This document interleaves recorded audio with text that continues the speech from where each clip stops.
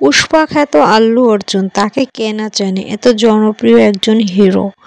তো দীর্ঘদিন তার সাথে একটা দুর্ঘটনা ঘটে গেছে কিছুদিন আগে, আপনারা এটা অবশ্যই জানেন। যে হচ্ছে তার ছবি দেখতে গেছিল ভক্তরা, তখন সেখানে কিন্তু গোপনে আল্লু অর্জুন পৌঁছায় যায়, যেটা কেউ জানতো না।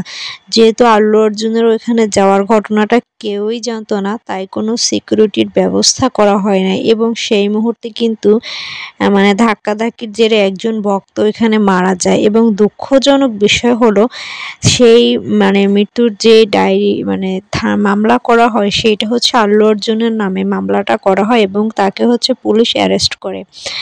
অনেক ঝামেলার পরে হচ্ছে আল্লু অর্জুন জামিন পায়। কিন্তু বিষয়টা হচ্ছে যে যদি কোনো ভক্ত এভাবে মারা যায়, এখানে কি আদৌ কি আল্লু অর্জুনের কোনো দোষ আছে কিনা বা তাকে অ্যারেস্ট করা যায় কিনা সেগুলো তো আমি জানি না।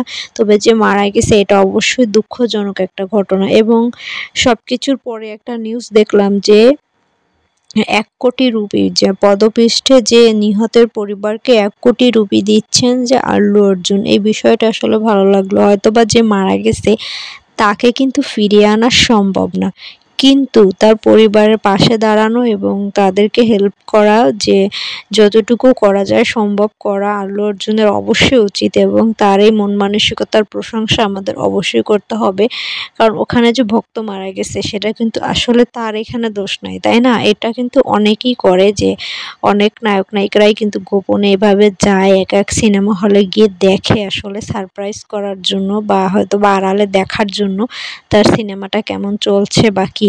এখন যদি দুর্ঘটনাবশত সেখানে একটা অ্যাক্সিডেন্ট ঘটে, তার মানে কিন্তু এই না যে সে নায়ককে আপনি জেলে দিবেন বা তার ফাঁসি দিয়ে দিবেন, তাই না? এটা আসলে হয় না। তারপরও এক্ষেত্রে দেখলাম হইলো। যাই হোক, আল্লু অর্জুন ভালো কাজ করছে।